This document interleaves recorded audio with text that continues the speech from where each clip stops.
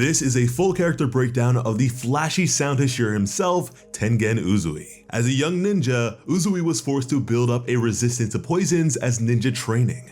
His father was strict and afraid their clan would die out otherwise. Uzui had a large family with many siblings, but most were killed or died by the time he reached the age of 15. Only he and his younger brother survived, but his younger brother turned very cold after all this harsh training. And all his other siblings who had died were seen as expendable, as simply a necessary means to ensure the strength and survival of the clan. Uzui even admits that his surviving brother thought of his wife as only around for making babies, which further shows how uncaring and detached the family he was raised in was. Now at the age of 15, Uzui was given the 3 women he would marry, chosen by the head of the clan, which was subsequently also the moment he chose to leave his home and walk his own path with them. The 3 women who became his wives were named Hinasuru, Makiyo, and Suma. Together they joined the Demon Slayer Corps, and Uzui told his wives to always put their survival above the mission as they were most important to him.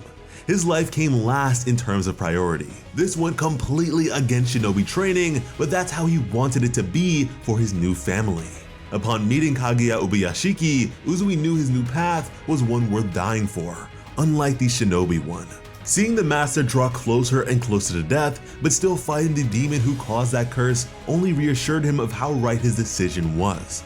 Lives were valued here, unlike within his clan. Now, Tengen Uzui was an incredibly skilled combatant. I mean, he did rise to the rank of Hashira after all. He possessed enhanced hearing, which fits pretty well with him being the sound pillar, enhanced strength and speed, was a user of 2 blades similarly to Inosuke, and it's said that his swords contain extraordinary explosive power.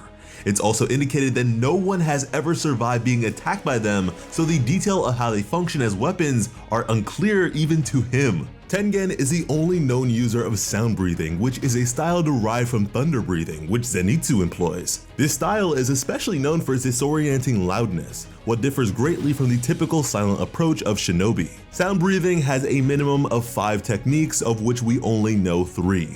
The first form is roar, the 4th form is constant resounding slashes, and the 5th form is string performance. Now, on account of his incredible hearing, Tengen also has a technique known as musical score, which allows him to see fights as songs, reading the movements of his opponents as patterns. Now, funny enough, Tengen also has ninja mice that are strong enough to carry weapons and well trained. They're deemed ninju. They are just as flashy and muscular as their master Uzui. And according to the Demon Slayer data book, Uzui said he chose the mice who were narcissistic just like him. Now, during his first meeting with our main cast, and especially Tanjiro, Uzui appears like a bad person since he's kidnapping 2 of the girls at the Butterfly Mansion. With these 2 small girls thrown over his shoulder, he is ready to leap off, and there isn't much that they can do to stop him. After some bickering, it is made clear there is a mission which requires women corps members to blend in within the entertainment district, which is just another way to say the red light district. Uzui agrees to bring along Tanjiro, Inosuke, and Zenitsu instead, and tells them to treat him as a god, bow to him, and listen to every one of his commands. He is a god of festivals and should be treated as such. Once they finally make it to the entertainment district, Uzui explains that he needs to find his wives because they have stopped communicating with him. And on the point of having multiple wives, Zenitsu accuses him of delusion. As to him, that sort of thing is just a dream, which earns him a stack of letters thrown in his face as proof. And anytime they make a comment like that, Uzui puts them in their place by hitting them or yelling at them, which was certainly a far less kind and tolerant approach than the one that they'd received from Kyojuro Rengoku. Now, in search for his wives, Uzui forces the trio to play women: Inoko, Sumiko, and Zenko, so they can each join a house where his wives were stationed, as Tengen himself plays their calm and handsome master as to blend in, because unfortunately his usual flamboyant personality would have them discovered immediately by the demons hiding there. Now, during the mission, whenever Uzui had to meet with the trio, he moves so silently that he sneaks up on them each and every time.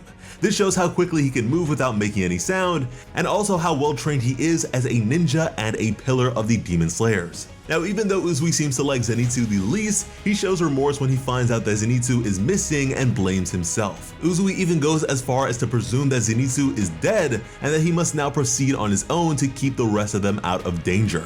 He doesn't say it outright, but it is implied in the way that he refuses to look at them, with his mood becoming less boisterous than usual. Needing a lead, Uzui sneaks up behind the brothel manager unnoticed and threatens him for information on the missing people. The way he holds his kunai makes it seem as if the man's life is in danger, but he also promises to exact revenge on behalf of the victims killed by Warabihime, the prize Orion of that house. Uzui then leaves without a sound. At the Kiremise, Uzui finds one of his wives, Hinatsuru, ill from a poison she had to take in order to save herself from being found out. With her, Uzui is kind and understanding, as well as affectionate and gentle, treating her much less roughly than he does to men. Rushing off to find his other wives, Uzui uses his enhanced hearing and realizes a fight is already taking place elsewhere. Discovering the underground cave where all the victims of the Saori demon's secondary body are being held, Uzui is grateful Suma and Makio were able to survive and fight when Inosuke set them free. The demon body escapes, and instead of listening to Inosuke about going after it,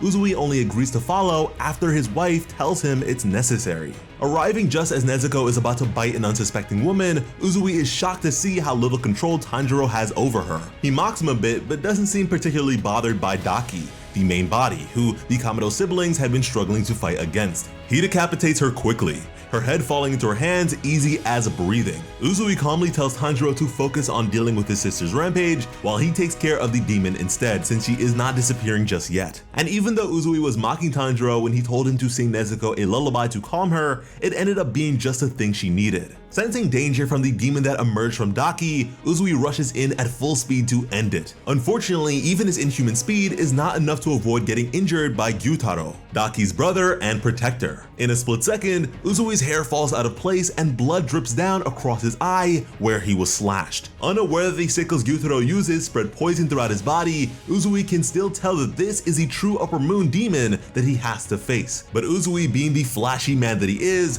opens his big mouth and tells an insecure Gyutaro about having 3 wives, making him even more intent on killing Uzui with his blood sickles. His amazing hearing comes in handy again as he listens to make sure he can go all out without injuring anyone around.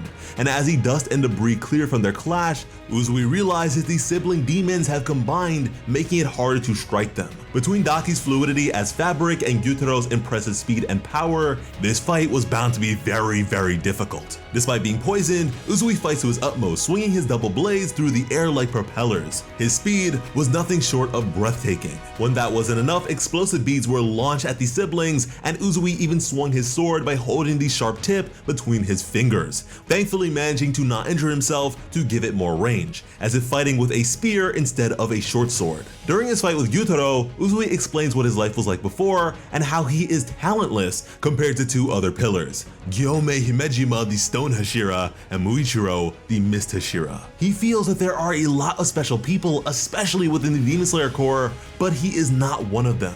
Kyojuro Rengoku also was one of the pillars he felt he could not possibly compare to. Tanjiro joins him in the fight, but Uzui boasts that the poison coursing through his system is nothing and throws up a peace sign, one of the many times he has done this. As Uzui compliments the trio of Inosuke, Zenitsu, and Tanjiro on their fighting, he appears just as respectable and reliable as Kyojuro Rengoku had in the past.